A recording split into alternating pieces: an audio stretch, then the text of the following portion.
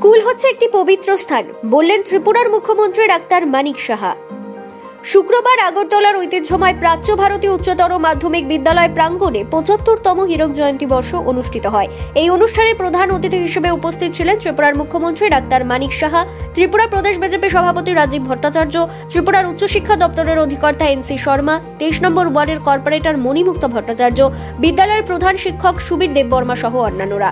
বিদ্যালয়ের ৭৫তম বছর পূর্তি উপলক্ষে এদিন এক রক্তদান শিবিরেরও আয়োজন করা হয়। প্রধান অতিথির ভাষণে বক্তব্য রাখতে গিয়ে ত্রিপুরার মুখ্যমন্ত্রী ডাক্তার মানিক সাহা বলেন, স্কুল হচ্ছে একটি পবিত্র স্থান। এরকম একটি পবিত্র স্থান থেকে আমাদের জীবনের যে বৃত্তি সেটাই প্রতিষ্ঠিত হয়।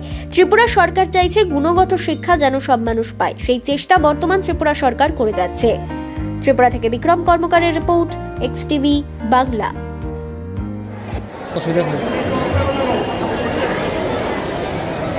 স্কুল হচ্ছে একটা পবিত্র স্থান। একটা জায়গা আমরা সবসময় বলি এটা তো ইনস্টিটিউশন, কিন্তু মন্দিরের মতো, এবং এরকম একটা পবিত্র স্থান থেকে আমাদের জীবনের যে ভিত্তি সেটা প্রতিষ্ঠিত হয়। এই কারণে স্কুলের সাথে একটা বলতে গেলে যে নিবিড় একটা নারীর যে স্থান মানুষ সবসময় অনুভব করে, যেগুলো স্কুল থেকে পাস করুক, সে ছোটবেলার সে প্রাইমারি সেকশনই হোক, সেকেন্ডারি হোক, হায়ার সেকেন্ডারি হোক, যে কোনো জায়গায় সে কলেজ লাইফেও যদি কেউ পড়াশোনা করে, সে কলেজের তার সাথে একটা নারীর টান হয়ে যায়।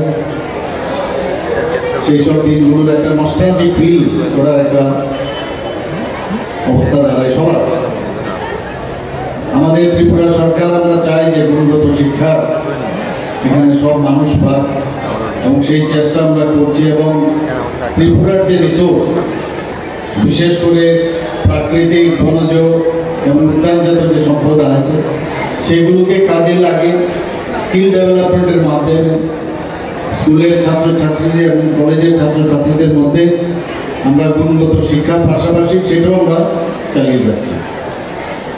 আমরা সবসময় জানি মাননীয় প্রধানমন্ত্রী ডিজিটাল ইন্ডিয়ার কথা বলেন, এবং সেই ডিজিটাল যুগে স্কুলের মধ্যেও আমরা সেই ব্যবস্থাপনা আমরা করছি, এবং তার কর্মযোগ্য সমস্ত দেশ জুড়ে যেভাবে চলছে, ত্রিপুরাতেও আমরা ডিজিটাল ক্লাস থেকে আরম্ভ করে সব দিকে আমরা চেষ্টা করছি। এবং সেটা সময়ের যে ডাক, সেই সময়ের সাথে আমরা পাল্লা দিয়ে আমরা চলছি। আমরা জানি যে স্কুলের একটু আগে আমাদের মেয়েরা যেভাবে এখানে নৃত্য পরিবেশন করলো, গানও গেয়েছে এখানে, তো এর মধ্যে যে সাহিত্য, সংস্কৃতি ও সৃজনশীল যে কর্মকাণ্ড, তার বিস্তার একমাত্র এইগুলোর মধ্যেই সেটা সম্ভব, এবং তাতেই করে কিন্তু শিক্ষা পূর্ণতা লাভ করে। সাহিত্য ও সংস্কৃতি যদি ডেভেলপ হয়, এবং সেটা স্কুলের মধ্যে যখন ডেভেলপ করে, তার মধ্যে প্রকৃত শিক্ষারও বিকাশ হবে, আমরা সবাই জানি। আমি এখানকার আজকে ৭৫ বছর যে ভর্তি উদযাপন, নিঃসন্দেহে এটা একটা স্মরণীয় ঘটনা।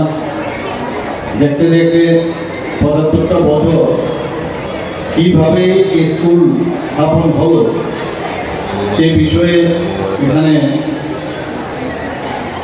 আমাদের মাননীয় ডক্টর স্বপন চন্দ্র মহোদয় এখানে আলোচনা রেখেছেন। আমরাও কিন্তু দেখেছি চৌমুনিতে স্কুল বেড়ার